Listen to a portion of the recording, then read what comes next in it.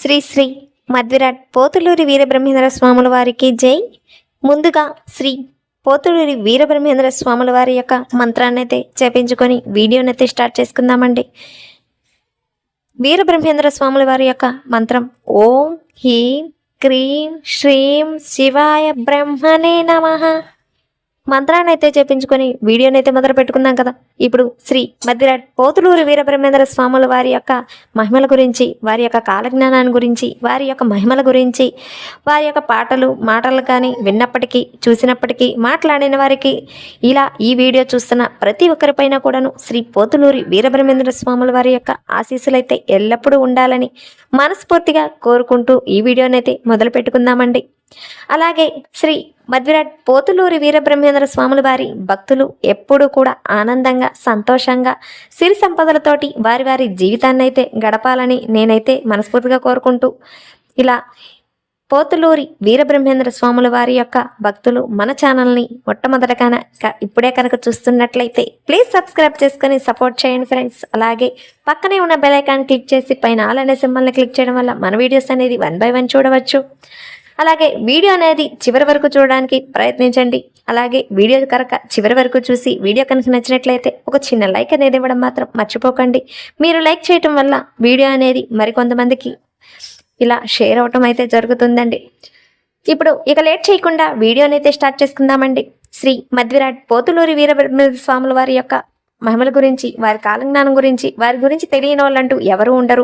అలాగే చిన్నపిల్లల దగ్గర నుంచి పెద్దవారి దాకా మన వారి యొక్క కాలజ్ఞానం గురించి అయితే మనం ఎప్పుడూ కూడా వింటూనే ఉన్నాం. ఇలా జరగటం విషయం కూడా మనకందరికీ కూడా తెలిసినప్పటికీ వారి మహిమలు ఇలా ఒక్కొక్కటి కూడా మనం పార్ట్ 1, 2, 3, 4, 5 ద్వారా కూడా అన్నీ కూడాను మనం వివరంగా అయితే తెలుసుకుంటున్నాం కదా.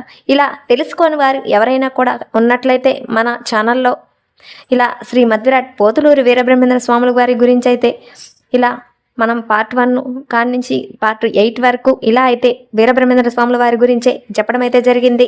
మీరు కనుక ఇప్పటి వరకు శ్రీ పోతులూరి వీరబ్రహ్మేంద్ర స్వాముల వారి మహిమల గురించి కానీ, వారి సంతానం గురించి కానీ, వారి శిష్యుల గురించి కానీ, వారి యొక్క వివాహం గురించి కానీ, వారి జీవ సమాధి గురించి కానీ ఏదైనా కూడాను పూర్తి వివరాలు కావాలి అంటే మన ఛానల్లో ఉన్నాయి. ఒకసారి ఇంట్రెస్ట్ ఉంటే చెక్ చేసి చూడండి ఫ్రెండ్స్. అంతేకాకుండా వారి యొక్క గరిమిరెడ్డి అచ్చమ్మతో చెప్పినటువంటి కాలజ్ఞానం గురించి అయితే ముఖ్యమైన అంశమని, ఇలా మనం ఈ కాలజ్ఞానం గురించి అయితే 10 అంశాలను అయితే ముందు పార్ట్ 8లో అయితే తెలుసుకుందాం కదా. మిగతా ముఖ్యమైన కాలజ్ఞాన అంశాల గురించి అయితే ఈ వీడియో ద్వారా అయితే తెలియజేయడం అయితే జరుగుతుంది. ప్రతి ఒక్కరూ కూడా శ్రీ మధ్విరాట్ పోతులూరి వీరబ్రహ్మేంద్ర స్వాముల వారి యొక్క కాలజ్ఞానం గురించి అయితే తెలుసుకోవాలని మీ యొక్క కోరిక మేరకైతే ఇలా అయితే నేను వీడియో ద్వారా అయితే మీకు శ్రీ మధ్విరాట్ పోతులూరి వీరబ్రహ్మేంద్ర స్వాముల వారు భూతవర్త భవిష్యత్ కాలాల వర్గాల గురించి, అలాగే కుల మత భేదాల గురించి అయితే వివరించడం అయితే జరిగింది. ఇలా ప్రతి ఒక్కరూ కూడా వారి యొక్క కాలజ్ఞానం తెలుసుకోవాలని ఇలా అయితే ఈ వీడియో ద్వారా అయితే మీకు చెప్పాలని అనుకుంటున్నాను ఫ్రెండ్స్. ఎక్కడా కూడా వీడియో అనేది మిస్ అవ్వకుండా చూడండి. శ్రీ పోతులూరి వీరబ్రహ్మేంద్ర స్వాముల వారి యొక్క పూజలు చేసినప్పటికీ వారి యొక్క అనుగ్రహం అనేది మీకందరికీ కూడా ఉండాలని, అలాగే వారి యొక్క కులదైవం కల వారు ఎవరైనా కూడా, వారు పూజలు అందుకున్న వారు ఎవరైనా కూడా ధన్యులవుతారని, వారు ఎంతో మహిమగల దేవుడని, దైవస్వరూపుడు, జగద్గురువు, వీరగురుడు, కాలజ్ఞాని, అలాగే వారికి అనేక పేర్లతో ఎలా అయితే వారి యొక్క భక్తులైతే పిలుచుకుంటారు. వీరంబొట్లయ్య, వీరప్పయ్య, వీరబ్రహ్మేంద్ర స్వాముల వారు, ఇలాగే వారి పేర్లతో అయితే ఊరు పేర్లు కూడా ఉండడం అయితే మనందరికీ కూడా తెలుసు. బ్రహ్మాండపురం, శివపురం, హరిపురం, కన్నిమలయపల్లి, బనగానపల్లి అన్నీ కూడాను శ్రీ మధ్విరాట్ పోతులూరి వీరబ్రహ్మేంద్ర స్వాముల వారి యొక్క మఠంగానే చెప్పుకోబడుతుంది. వారు 5000 సంవత్సరములు కలియుగం ముగిసిన తర్వాత శ్రీ వీరభోగ వసంతరాయలుగా ఇలా అయితే మన ముందుకైతే రాబోతున్నారని తెలియజేయడం అయింది. శ్రీ పోతులూరి వీరబ్రహ్మేంద్ర స్వాముల వారు మొట్టమొదట శ్రీ గరిమిరెడ్డి అచ్చమ్మతోటైతే ఇలా అయితే కాలజ్ఞానంలో మొదటి ముఖ్యమైన అంశం గురించి అయితే చెప్పడం అయితే జరిగింది. వారి యొక్క ఇంటి వద్ద అయితే ఒక చింత చెట్టునైతే నాటడం అయితే జరిగింది. ఆ చింత చెట్టుకి మధ్యలో ఇలా నెత్తర్లు కారుతూ ఇలా చామంతి పూలు అయితే ఏ రోజైతే కాస్తాయో ఆ రోజైతే నేను వీరభోగ వసంతరాయలుగా మళ్ళీ అయితే జన్మించి ఇలా బాలుని రూపంలో అయితే కాలజ్ఞానాన్ని గురించి అయితే వివరిస్తాను అని చెప్పడం అయితే జరిగింది. ఇలా ప్రతి ఒక్క వింతలు విశేషాలు అన్నీ వారి యొక్క మహిమల గురించి అయితే ప్రతి ఒక్కటి కూడా అందరికీ తెలిసిన విషయమే. ఇలా ఇప్పుడు జరుగుతున్నటువంటి కొన్ని జరిగినవి, కొన్ని జరగాల్సినవి కూడా ఉన్నాయి. అవి కూడా ఖచ్చితంగా పొళ్ళు పోకుండా వీరబ్రహ్మేంద్ర స్వాముల వారు చెప్పినటువంటి ప్రతి ఒక్క మాట కూడా అన్నీ నిజమై తీరుతాయి. పొళ్ళు పోకుండా వారు చెప్పిన మాటన్ని ఇలా అయితే జరగడం అయితే జరుగుతుంది. వారు గరిమిరెడ్డి అచ్చమ్మతోటైతే ఇలా కలియుగం 5000 సంవత్సరములు ముగిసే నాటికల్లా ధర్మం అనేది పూర్తిగా నాశనమైపోతుంది, ధర్మం వేడి అధర్మమే ముందంచెలో ఉంటుంది అని, చల్ల కన్నా కళ్ళు విలువే ఎక్కువని, ఇలా ప్రజలనేది తాగుతూ ఉంటారని, ఇలా ప్రతి ఒక్కటి కూడా వారు చెప్పినటువంటి మహిమలలో మనం పార్ట్ 8లో అయితే ఈ వింతల గురించి ఇప్పుడు జరిగినటువంటి కాలజ్ఞానంలో జరిగినటువంటి కొన్ని అంశాల గురించి అయితే చెప్పుకున్నాం కదా.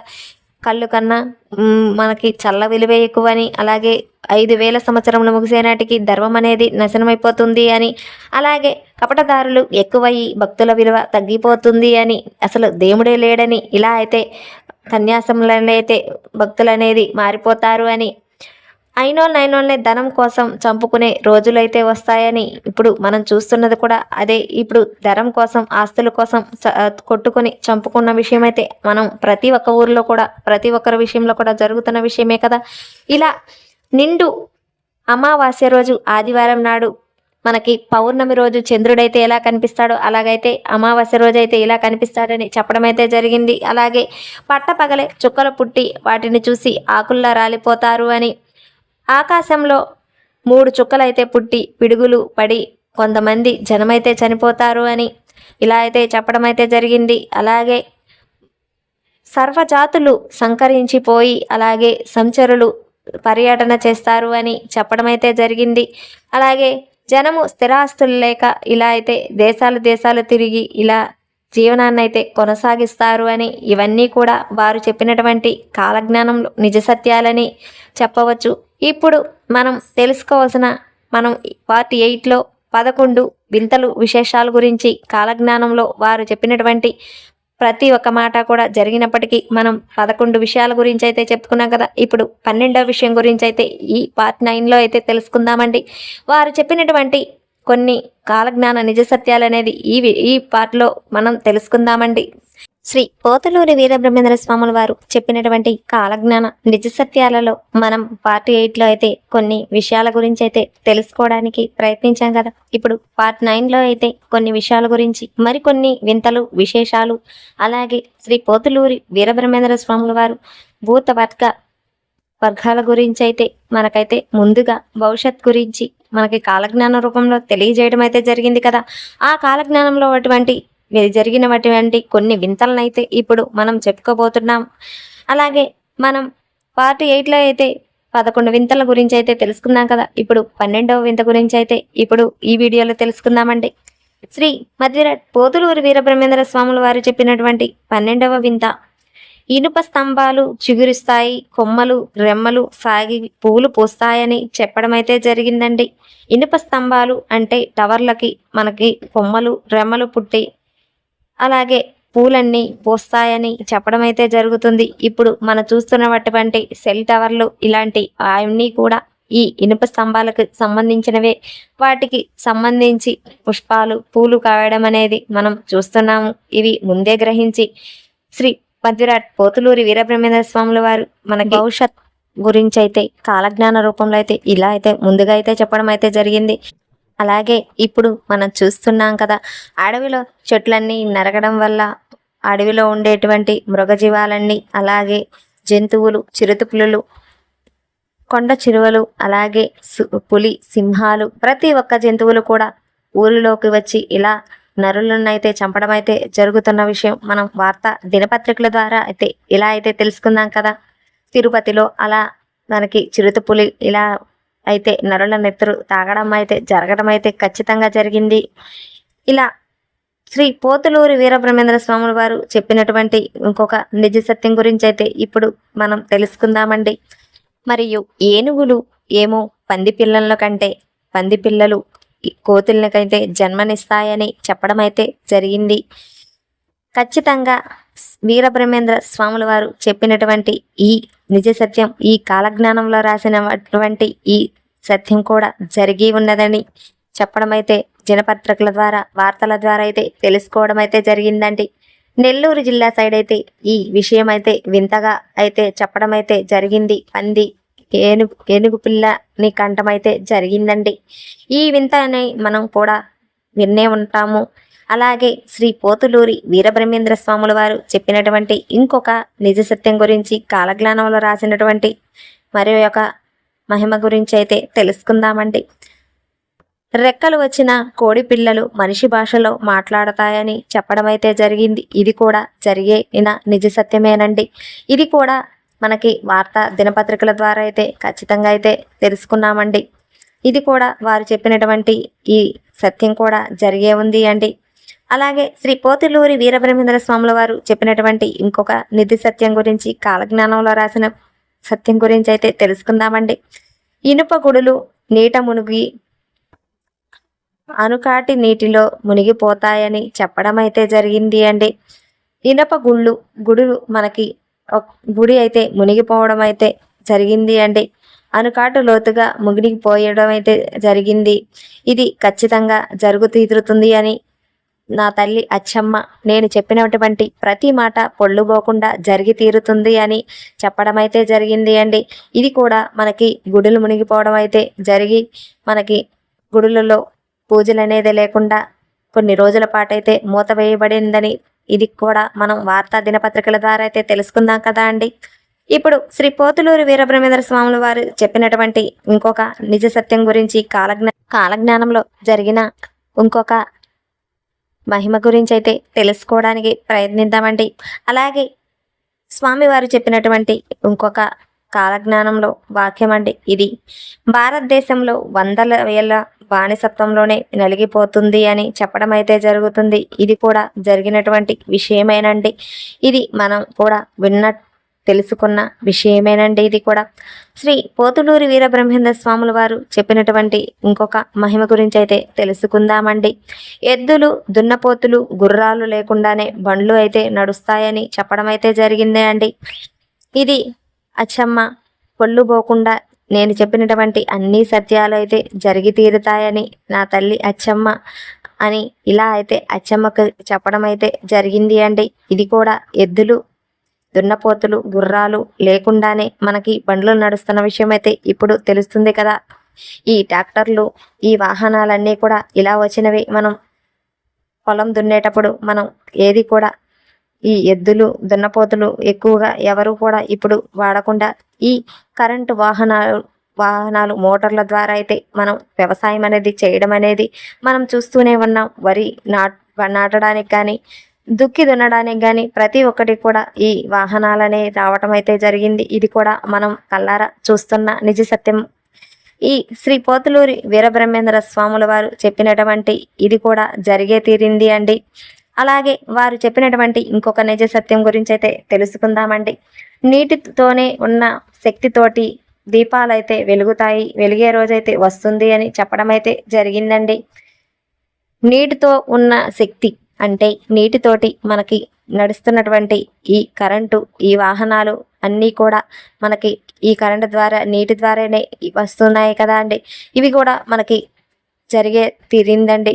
అలాగే మనకి దీపావళికి దీపాలు అనేవి మనం నీటితో వెలిగించడం అనేది జరిగింది కదా. ఇప్పుడు మనకు వస్తున్న నీటి ఉత్పత్తి సరఫరా కూడా అలాగే ఈ విద్యుత్ కూడా నీటి ద్వారానే మనకి ఈ సౌకర్యం అనేది జరుగుతుంది అండి. ఇది కూడా మనకి జరిగింది అండి. వారు చెప్పినటువంటి ఈ మహిమ కూడా జరిగినదని చెప్పవచ్చు. అలాగే శ్రీ పోతులూరి వీరబ్రహ్మేంద్ర స్వాముల వారు చెప్పినటువంటి ఇంకొక నిజ సత్యం గురించి అయితే తెలుసుకుందామండి. అది ఏమిటి అంటే ఆ జన్మ వైర్యంతో ఉండేటి పులి మేక అన్యోన్యంగా ఇలా అయితే ఉంటాయని చెప్పడం అయితే జరిగింది అండి. శ్రీ పోతులూరి వీరబ్రహ్మేంద్ర స్వాముల వారు చెప్పినట్టు కూడా ఇవి కూడా జరిగే ఉండొచ్చు అని, ఒకవేళ జరగపోయినప్పటికీ ఖచ్చితంగా అయితే శ్రీ పోతులూరి వీరబ్రహ్మేంద్ర స్వాముల వారు చెప్పినటువంటి ఈ కాలజ్ఞానంలో ప్రతి ఒక్క మాట పొల్లుపోకుండా ఖచ్చితంగా అయితే జరిగి తీరుతుంది అని మనమైతే అందరికీ కూడా తెలిసినప్పటికీ ఇవి కూడా జరుగుతాయి అండి. అలాగే శ్రీ పోతులూరి వీరబ్రహ్మేంద్ర స్వాముల వారు చెప్పినటువంటి ఇంకొక మహిమ గురించి అయితే మనమైతే ఇప్పుడు తెలుసుకుందామండి. కాలజ్ఞానంలో రాసినటువంటి ఇది కూడా ఒక నిజ సత్యమేనండి. ఇది ఇప్పుడు ఖచ్చితంగా జరుగుతున్న విషయమే, మీకే తెలుస్తుంది. ఇప్పుడు ఈ వీడియోని చివరి వరకు చూడడం వల్ల ఈ మహిమ గురించి అయితే తెలుస్తుందండి. ఇప్పుడు వారు చెప్పినటువంటి ఇంకొక మహిమ, మెదడవాపు తోటు గుండె జబ్బులతోటి గుండె బాధతోటైతే జనమంతా చచ్చిపోతారని తెలియడం అయితే జరిగింది కదా.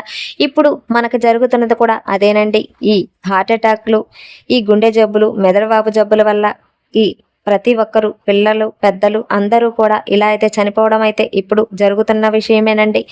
ఇది కూడా శ్రీ పోతులూరి వీరబ్రహ్మేంద్ర స్వాముల వారు కాలజ్ఞానంలో ముందే చెప్పినటువంటి ఇది నిజ సత్యం అండి. ఈ శ్రీ పోతులూరి వీరబ్రహ్మేంద్ర స్వాముల వారు చెప్పినటువంటి అన్నీ కూడాను జరిగే తీరుతాయండి.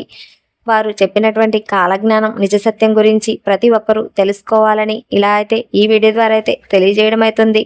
అలాగే ఇప్పటి వరకు ఈ శ్రీ పోతులూరి వీరబ్రహ్మేంద్ర స్వాముల వారి మహిమల గురించి కానీ, వారి యొక్క కాలజ్ఞానం గురించి కానీ, వారి గురించి కానీ తెలియనోళ్ళు ఎవరైనా కూడాను ఉంటే మన ఛానల్లో పార్ట్ 1 దగ్గర నుంచి ఇప్పటికీ పార్ట్ 9 వరకు అయితే శ్రీ పోతులూరి వీరబ్రహ్మేంద్ర స్వాముల వారి గురించే చెప్పడం అయితే జరిగిందండి. వారి యొక్క జీవిత సత్యం గురించి, వారి యొక్క సంతానం గురించి, వారి యొక్క వివాహం గురించి, వారి యొక్క సతీమణి గురించి, వారు 11 ఏళ్ల వయసు నుంచి ఎలా అయితే ఎక్కడ నుంచి అయితే రావడం అయితే జరిగింది, దేశ పర్యటన అయితే ఎలా జరిగింది, వారి యొక్క సొంత తల్లిదండ్రులు ఎవరు, అటువంటి ఆత్రేయ మహాముని ఆశ్రమంకి అయితే ఎలా రావడం అయితే జరిగింది, అలా వారి యొక్క వీరపాపాంబ అలాగే వీరభోజాచార్యుల దగ్గరికి అయితే ఎలా అయితే రావడం అయితే జరిగింది, వారిని ఎలా తల్లిదండ్రులుగా ఎలా అయితే స్వీకరించడం అయితే జరిగింది, వారి దగ్గర నుంచి ఈ దేశ పర్యటనకు అయితే ఎలా రావడం అయితే జరిగింది, అలా మనకి ఈ కాలజ్ఞానం అయితే ఎలా రాశాడు, ఎక్కడ రాశాడు, ఈ కందిమలైపల్లికి ఎలా పోవడం అయితే జరిగింది, ఈ కాలజ్ఞానం ఎందువల్ల రాయడం అయితే జరిగింది, అలాగే వారికి ఎంతమంది సంతానం, ఎంతమంది కూతుళ్ళు, ఎంతమంది కొడుకులు అనేది విషయం కూడా, వారి యొక్క శిష్యుల గురించి అన్నీ కూడాను పూర్తి వివరాలు అన్నీ కూడాను మన ఛానల్లో ఉన్నాయి. 1 by 1 అన్నీ చూడవచ్చు. మీకు ఇంట్రెస్ట్ ఉంటే ఒకసారి చెక్ చేసి చూడండి ఫ్రెండ్స్. ఓకే ఫ్రెండ్స్, మీకు వీడియో చివరి వరకు చూసారని అనుకుంటున్నాను. మీకు వీడియో కానీ చివరి వరకు చూసి వీడియో కనుక నచ్చినట్లయితే ఒక చిన్న లైక్ అనేది ఇవ్వడం మాత్రం మర్చిపోకండి ఫ్రెండ్స్. మీరు లైక్ చేయడం వల్ల మరి ఇంకెంతమందికో ఈ వీడియో అనేది షేర్ అవుతుంది. అలాగే మీరు లైక్ చేయడం వల్ల మాకెన్నో ఇంట్రెస్ట్ విషయాల గురించి మీకెన్నో చెప్పాలని అనిపిస్తుంది కదా ఫ్రెండ్స్. అలాగే ఇప్పుడు శ్రీ పోతులూరి వీరబ్రహ్మేంద్ర స్వాముల వారి భక్తులు ఎప్పటివరకు మన ఛానల్ని సబ్స్క్రైబ్ చేసుకోకపోతే ప్లీజ్ సబ్స్క్రైబ్ చేసుకొని సపోర్ట్ చేయండి ఫ్రెండ్స్. అలాగే ఇప్పుడు శ్రీ పోతులూరి వీరబ్రహ్మేంద్ర స్వాముల వారు చెప్పినటువంటి కాలజ్ఞానంలో కొన్ని నిజ సత్యాల గురించి అయితే నిజ సత్యాల గురించి తెలుసుకుందాం కదా. మరి ఇంకెన్నో కాలజ్ఞానంలో జరిగేటువంటి ఈ నిజ సత్యాల గురించి అయితే మళ్ళీ నెక్స్ట్ వీడియోలో తెలుసుకుందామండి. ఇలాగే శ్రీ మధ్విరాట్ పోతులూరి వీరబ్రహ్మేంద్ర స్వాముల వారి గురించి ఇంకెన్నో వీడియోస్ తోటి మళ్ళీ మీ ముందుకైతే ఇంకొక వీడియోతో వస్తానండి. Okay friends, bye.